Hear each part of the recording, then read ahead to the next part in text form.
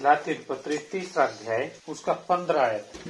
हे भाइयों, मैं मनुष्य की रीति पर कहता हूँ, मनुष्य की वाचा भी जो पक्की हो जाती है तो ना कोई उसे टालता है और ना उसमें कुछ बढ़ाता है। आइए प्रार्थना करेंगे। स्वर्गीय पिता, हम आपका धन्यवाद करते दिए वचन के लिए। बाप आसमान विनती करते आपका वचन प्रभु पवित्र शास्त्र में लिखा है। हे परमेश्वर, आपके नियम आपके वचन अथाह सागर है। बाप, मैं प्रार्थना करता आप अपने वचन की गहराइयों में हम सबों को लेकर चले। पिता, हम आपके ग्रहण योग्य पात्र हों, आपके हाथों में सौंपते मददगार पवित्र आत्मा आप हम सबों की मदद और सहायता करें, यीशु मसीह के नाम में आमीन। फिर से पढ़ें प्रभु का वचन, गलातियों 3 अध्याय उसका 15 आयत। हे भाइयों, मैं मनुष्य की रीति पर कहता हूँ, मनुष्य की वाचा भी जो पक्की हो जाती है तो न कोई उसे टालता है और न उसमें कुछ बढ़ाता है। हाँ, इधर परमेश्वर का दास प्रेरित पौलुस एक बात बता रहा है कलीसिया को। कहते हैं, हे भाइयों, मैं मनुष्यों की रीति पर कहता हूँ, मनुष्यों की वाचा भी जब पक्की हो जाती तो ना कोई उसे टालता है और ना उसमें कुछ घटाता या बढ़ाता है। यानी विषय है वाचा, एग्रीमेंट। हिंदी में वाचा लिखा है, इंग्लिश में इसका कोवेनेंट लिखा है, कॉम्पैक्ट एग्रीमेंट। सब क्या है? समानार्थी शब्द है। एग्रीमेंट जैसे हम दुनिया का मनुष्यों की रीति देखें, एग्रीमेंट का अगर देखें, वाचा का अगर उसकी डेफिनेशन देखें, वाचा है ना, एग्रीमेंट, कोवेनेंट। हिंदी में इसको अनुबंध भी बोलते हैं, करार भी बोलते हैं, है ना, करारनामा या अनुबंध। एग्रीमेंट दुनिया की रीति, मनुष्यों की रीति देखें तो 2 व्यक्तियों के बीच या 2 पार्टियों के बीच होता है ना।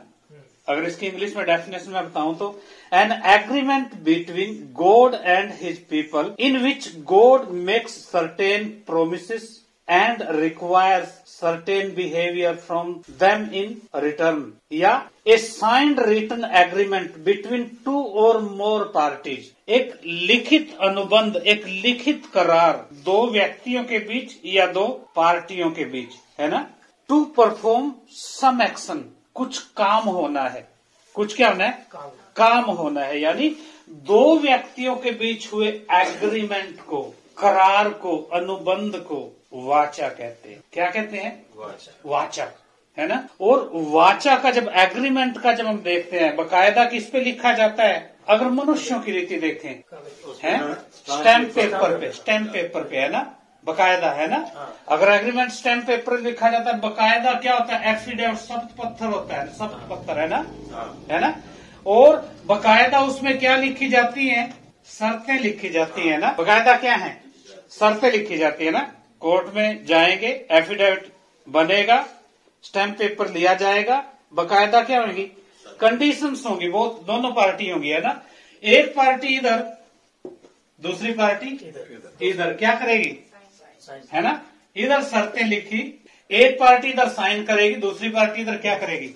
साइन करेगी। 2 पार्टियों में होगा, है ना। और कब ये पक्का होता है? शर्तें मंजूर, वेरी गुड। कब पक्का? दुनिया, मनुष्य, प्रभु का दास कहता है, मैं तुम्हें मनुष्यों की रीति पर कहता हूँ, मनुष्यों की वाचा भी जब पक्की हो जाती है ना कोई उसे टालता है, ना कोई उसमें कुछ घटाता और बढ़ाता है ना। पक्का कब हो जाता है? मान लो आपने ये जमीन 200 गज जमीन है, पहले किसी और पार्टी के पास थी, आपने उसे क्या लिया? एफिडेविट बकायदा लिखा गया, है ना, स्टैम्प पेपर लिया, एफिडेविट लिखा गया, बकायदा पहली पार्टी के भी साइन और दूसरी पार्टी के भी क्या हो गए?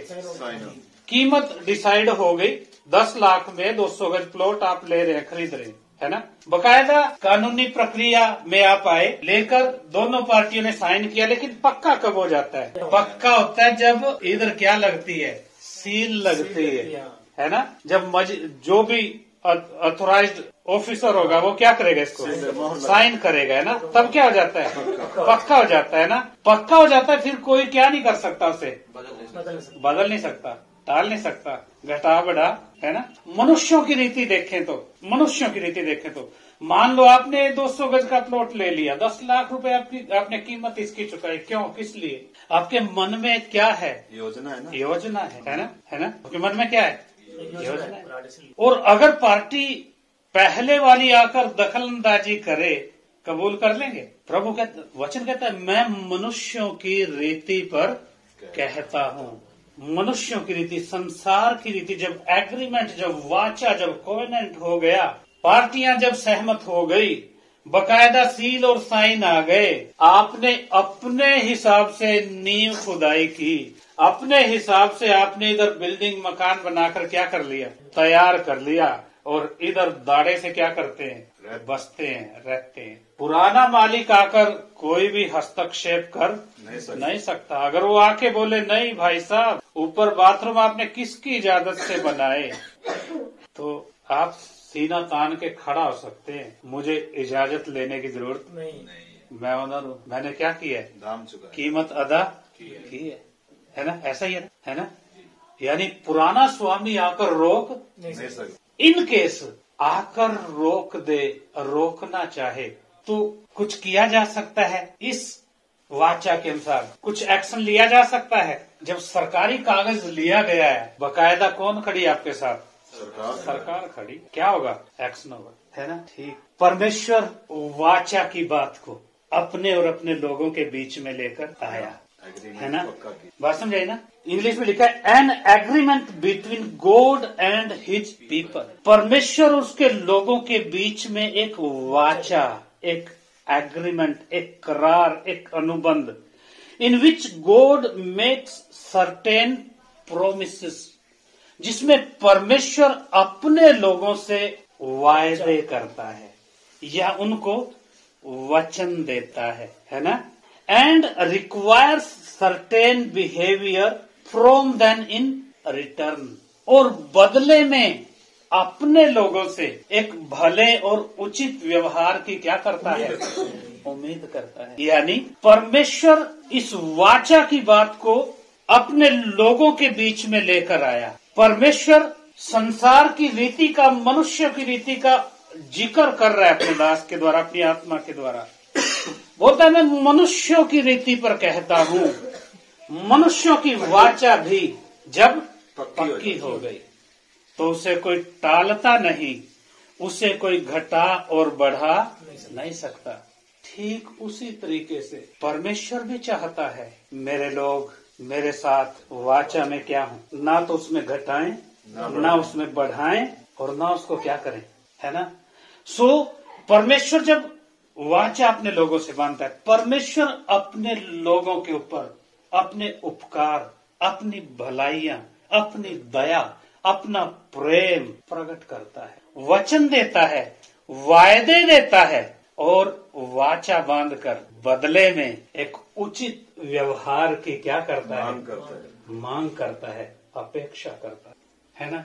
सो जब परमेश्वर अपने लोगों से वाचा बांधता है ना?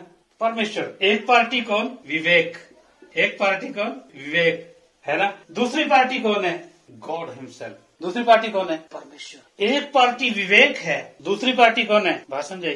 और परमेश्वर अपने लोगों के साथ वर्तमान में हम जिस कलीसिया में शामिल हुए, परमेश्वर अपने लोगों के साथ इस वाचा को पक्का कैसे किया? एक आयत पढ़े, मत्ती रचित सुसमाचार 26 अध्याय उसका 28 आयत। क्योंकि ये वाचा का मेरा वो लहू है जो बहुतों के लिए पापों की क्षमा के निमित्त बहाया जाता है। हाँ, क्या कह रहा है प्रभु? कहते हैं वाचा का मेरा वह लहू है जो बहुतों के छुड़ौती के लिए बहाया जाता है। अर्थात परमेश्वर और मनुष्यों के बीच में, अर्थात हम विश्वासियों और परमेश्वर के बीच में वाचा कैसे पक्की हुई? यीशु मसीह के लहू के द्वारा। बात समझेंगे?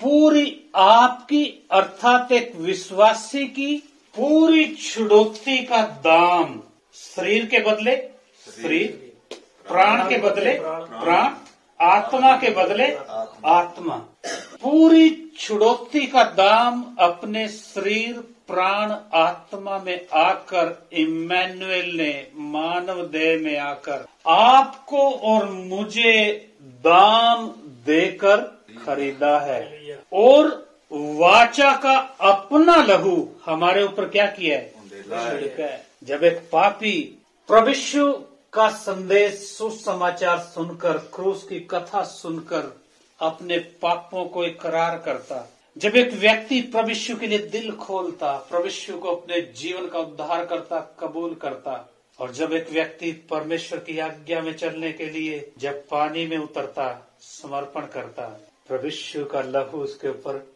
अर्थात क्या हो जाता है ऐसा व्यक्ति? परमेश्वर के साथ की वाचा में क्या हो गया? पक्का हो गया। परमेश्वर के साथ की वाचा में क्या हो गया? अब परमेश्वर कहता है, वचन कहता है, मैं मनुष्यों की रीति पर कहता हूं। मनुष्यों की वाचा जब पक्की हो जाती, ना तो कोई उसे टालता है, ना उसमें कोई कुछ घटा और बढ़ा सकता है। कारण जैसे श्रीमान ने ये जमीन कीमत देकर खरीदी है, बकायदा एग्रीमेंट साइन हुए हैं, अपनी मर्जी के अनुसार भवन बनाकर, घर बनाकर इधर क्या करता है?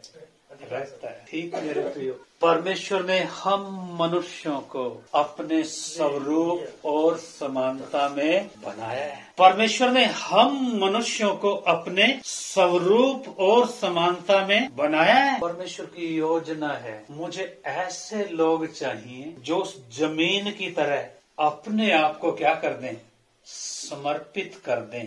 जैसे जमीन आपके लिए, आपके वर्कर्स के लिए जो आप लगाएंगे, क्या हो गई? पूरी नींव खुदाई हो रही है, मिस्त्री मजदूर लगे, दीवारें खड़ी की गई हैं, लैंटर डाला है, अपने तरीके से आपने क्या किया? सजाया, संवारा, और इधर क्या करते हैं? रहते हैं, बसते हैं।